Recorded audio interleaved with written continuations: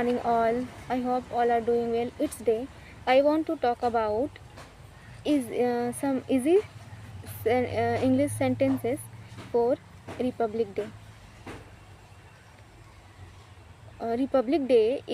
Day is a national festival of India.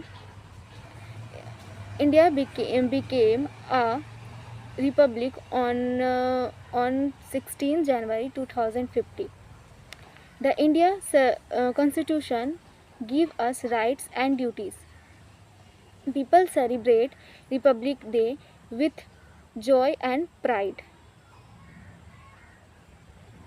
My last one is we have and respect our country, India.